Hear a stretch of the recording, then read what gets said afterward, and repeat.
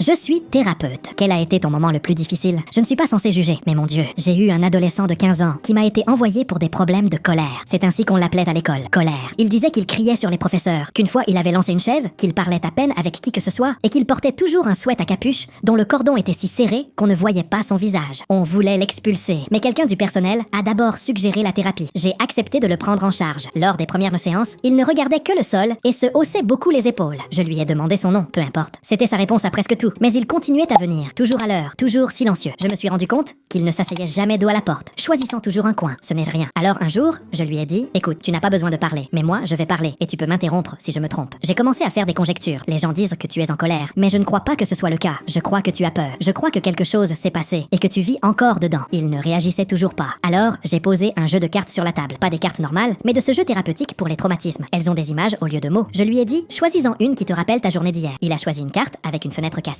n'a rien dit, l'a simplement posée et a attendu. La semaine suivante, il a choisi la même. La semaine d'après, un dessin d'un loup avec du sang sur les dents. Je n'ai pas insisté. J'ai simplement commencé à dire des choses comme « Parfois, la personne qui t'a fait du mal vit dans ta maison ». Il a levé les yeux seulement une seconde. C'était la première fois qu'il établissait un contact visuel. Quelques semaines passaient. Il commença à me raconter des choses sans importance. Pas sur lui, mais sur un chien qu'il avait eu, nommé Max, un labrador noir. Il disait que Max s'asseyait devant la porte de sa chambre toutes les nuits comme un garde. Je lui ai demandé pourquoi Max devait surveiller sa porte. Et il se tut à nouveau. Mais la semaine suivante, il apporta une photo froissée, comme si elle avait été pliée et dépliée des millions de fois. C'était lui, beaucoup plus jeune, d'environ 7 ou 8 ans, tenant Max. Il avait un œil violet sur la photo. Je lui ai demandé pourquoi. Il dit qu'il était tombé, mais sa voix se brisa en le disant. Finalement, après des mois, il parla et me raconta le sous-sol, où son beau-père l'obligeait à y dormir comme punition. Pour avoir mal répondu, renverser du jus ou respirer trop fort, peu importe, sans lumière, seulement un matelas et un seau. Max descendait en cachette et se blottissait contre lui. Il ne le laissait pas faire, mais il le faisait quand même. Je lui ai demandé où était Max maintenant. Il dit mort. Silence. Un seul mot. Alors, il commença à choisir des cartes différentes, une avec du feu, une autre avec des chaînes brisées. Puis, un jour, il entra sans son sweat à capuche. Pour la première fois, il s'assit, me regarda droit dans les yeux et dit « Il a tué mon chien. Tu le sais, n'est-ce pas ?» Je n'ai rien dit, j'ai juste attendu, me dit-il. Je lui ai dit que j'allais le dire à quelqu'un et il sourit. Le lendemain, Max était parti. À ce moment-là, je me suis effondrée. Je n'aurais pas dû le faire, mais je l'ai fait. J'ai dit « Ce n'est pas ta faute. » Il secoua la tête. Le lendemain, j'ai fait le signalement. Aux services sociaux, à l'école, tout. Il s'est avéré qu'il y avait déjà un dossier, des plaintes, des soupçons, mais personne n'avait donné suite. Aucune preuve. Sa mère ignorait tout. Elle a dit que le garçon avait toujours été dramatique. 2 semaines plus tard, il ne se présenta pas. Je pensais qu'il avait été retardé, puis j'ai reçu un appel. Il avait été placé en famille d'accueil. Je n'aurais pas dû le savoir. Mais l'assistante sociale eut un moment de faiblesse et me le raconta. Quelques jours plus tard, je suis entrée dans mon bureau et il y avait quelque chose sur la chaise. Un sweat plié dans la poche, un collier de chien usé, l'étiquette avec le nom rayé.